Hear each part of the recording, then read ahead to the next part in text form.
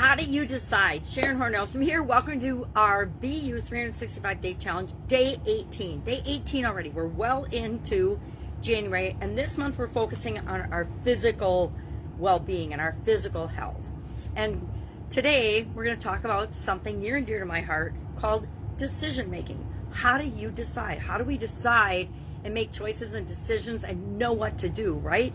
How do you always know what to do? Well, my secret weapon is to always do what feels right, good, positive, or light to me. That's how I decide.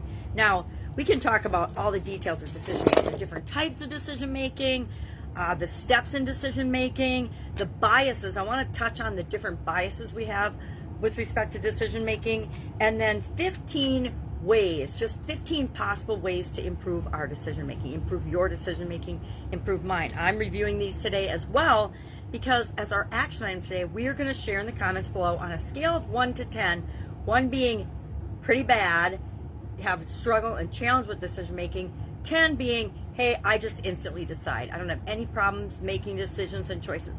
Now, part of why we learned the SOAP framework, and we'll cover the SOAP framework every month during this challenge, is because that is my response to dealing with problems and challenges. And what is the major part of dealing with problems and challenges and situations that come up is having a way of deciding, knowing what to do. So the whole SOAP framework is about identifying the problem, knowing what to do. The S is for what is the current situation, what is the desired situation. O, what are the options? Options, what are the possible things we can decide among? A, take action. P, am I making progress? Am I moving toward what I want? It's just like the 7 steps to decision making. Number 1, identify the decision that you need to make. Well, I want to go out for lunch. Where do I want to go? The decision I need to make is, where am I going to eat today? Number 2, gather relevant information. What's pertinent? Well, are the places I want to go to all open? If they're not open, can check them off the list right away. Are they, only open for dinner? There's labor shortages right now. Can you believe that? There's people that are having a hard time getting, and businesses, especially restaurants, having a hard time getting enough people to work in them right now because of COVID and the pandemic and all the mandates and the craziness. Number 3, identify alternatives. So what are the alternatives? And narrow it down to what are the specific alternatives. Step 4, weigh the evidence. Well, this one's got fast service. This one's got the best food. What is most important? What are your priorities in terms of choosing a selection, and how do each of the alternatives rate or rank? What's the evidence that proves that? Number 5, choose one. Choose an alternative and go there for lunch, right? Pick a decision, pick a choice, do one.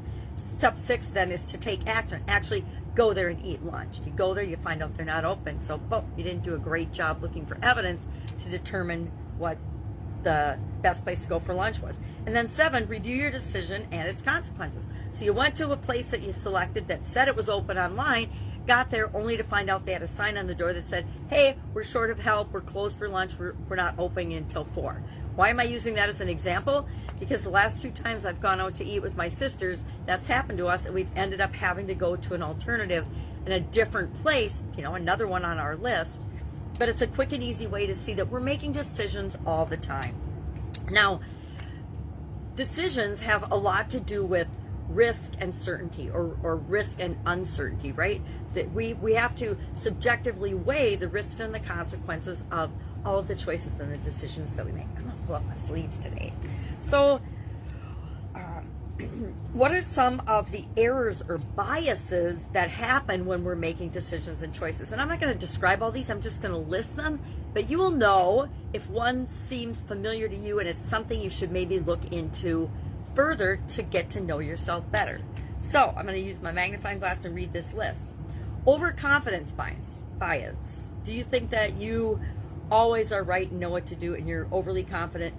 Hindsight bias. Anchoring bias. We're all anchoring to things that we're familiar with from the past. Framing bias. Escalation of commitment bias, meaning you say yes to everything over and over and over again, and the more people ask, the more you do. Immediate gratification, really a biggie in today's society. Selective perception. We only see what we want to see. Confirmation bias. Availability bias. Hey, we have to pick among the available alternatives if we're going to go to a restaurant that's open for lunch.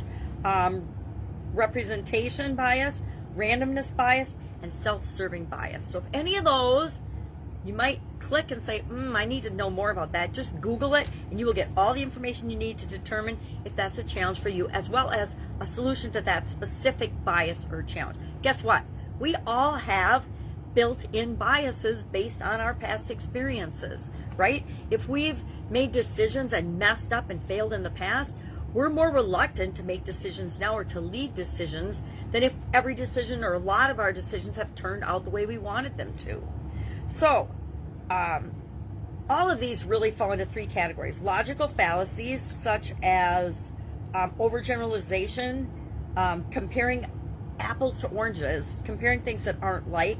That's why we do things like create our own ratings, create our own systems, create frameworks to compare unlike alternatives as part of the O, or as part of the A in the SOAP framework, because we know that the options we come up with in the O aren't apples to apples. So how are we going to compare those? We share different tools and we learn different tools to compensate for that. Circular thinking. A lot of times, have you ever made a mistake or done something or made a decision and the result led you back to the problem that you had in the first place, and you just go around and around and around? Circular thinking is when we make the same mistake over and over again. Insanity, right? Expecting different results. Limiting beliefs also impact our decision making. We only see what we'll allow ourselves to see. We only experience what we allow ourselves to experience. So all of that is based on our beliefs. Now, it's very hard for the vast majority of people on the planet to look at their beliefs and say, is this holding me back in any way in my life that I want to move forward in? Because we just think that our beliefs are our beliefs, right? And we're thinking in our head, our beliefs are just our beliefs. The way we see the world is just the way we see the world. It takes a 30,000 foot view to say, oh, look at how I'm doing this. That's why I like the lifeline exercise we talked about a few days ago. It gives us that past 30,000 foot view where we can see the key events in our life and then start asking ourselves questions about, are we seeing a pattern? If I'm seeing a pattern in my relationships over time and it's not getting me the results I want, I probably need to say, what beliefs are causing me to repeat that pattern, which is also a circular thinking thing, right? And then judgment biases. We value some facts more than others, right? We value some things over others. So what's most important to us, we'll give more emphasis to. So what are these 15 ways to improve our decision making? Some of them don't sound like they have anything to do with decision making at all, and they don't. They just have to do with us being a better version of ourselves. So number one, we need to make a plan.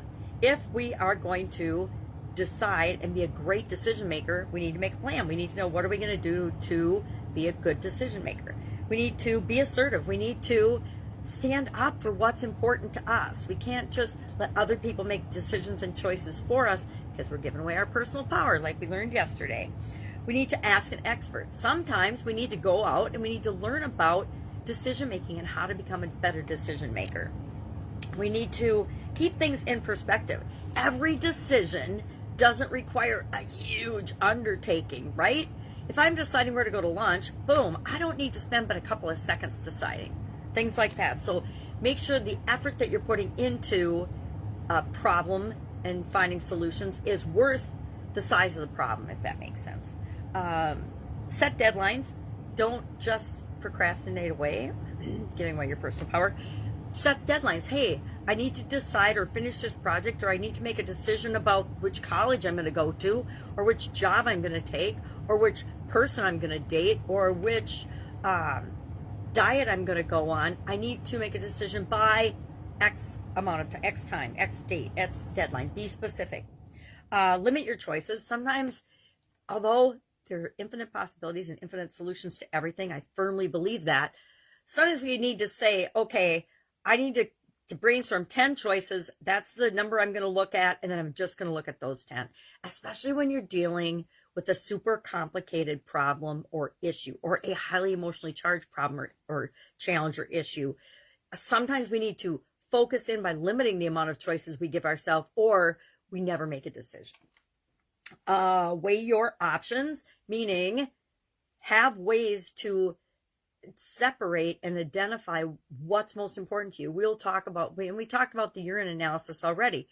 Is it urgent? Is it important? Is it necessary? Is it, how many resources does it take and how much effort does it take? Resources are all resources, including people helping you in human resources. Effort is how much energy and effort does it take on your part. So you want to weigh your options. You want to exercise, which has nothing to do with it, but these few: exercise, get some rest, meet new friends, try experiments. Those all have to do with realizing that decision making is just one aspect of who you are, and you need to be balanced and healthy in all the areas and aspects of your life in order to make better decisions. Learn and improve. Take a break from decision making. Work through a list and then practice. And why we work through a list is have a list of all the problems or all the decisions that you need to make, and then pick one and do that. I say sometimes when we need to increase our muscles, we pick the easiest decision we need to make and we make that. And then we start working through the list of decisions, and pretty soon they start to fall into place because we get practice. We get better at improving our decision making. We get better and faster, and decision making becomes easy. Nowadays, since I'm pretty old and experienced, I don't think I spend hardly any time making decisions these days. I just look at the situation, I go through the SOAP framework, and I just kind of automatically decide things. Unless it's a big decision where it takes me sitting down with a piece of paper or a notebook and writing out, what's this current situation? What do I want it to be? What are the options and possibilities to get there? How am I going to decide? I'm going to analyze all those different options. I'm going to pick some of them. I'm going to pick the ones that fit my personal situation criteria. I'm going to analyze each of those and compare them to each other based on urgent, important, necessary resources and effort.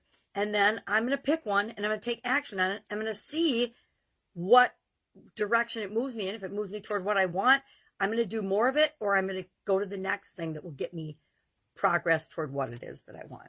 So today, all we're going to do is think about decision making. Think about your decision making, because nobody can analyze your decision making but you. You know if you make good. We all know if we're good at decision making or not, right? I used to be not so good at decision making. I would decide pretty rashly and impulsively, and I would just do something, and then sometimes the results were horrible, right? And then I would fall on my knees and I'd learn from that mistake, and I would take a little bit more time considering my decisions next time than I did this first time. So on a scale of 1 to 10, all you have to do is think about your decision making today. Share in the comments below. On a scale of 1 to 10, where do you think you are right now with respect to decision making? Is it a 3? Is it a 2? Is it a 9? Share that. And it's only for you to judge and decide. Nobody else is going to judge this. It's all about you becoming an increasingly better version of you. That's what this whole challenge is all about. To do one thing every day that improves us. So if I'm a 4 right now, well, maybe I want to be a 6 by the time we're done with this challenge or at the end of the year. Maybe I don't ever want to be a 10 on the decision-making scale. That's entirely up to you. That's it. That's our challenge for today. Go out, make an awesome day, and I will, of course, be with you tomorrow. Bye. Be you.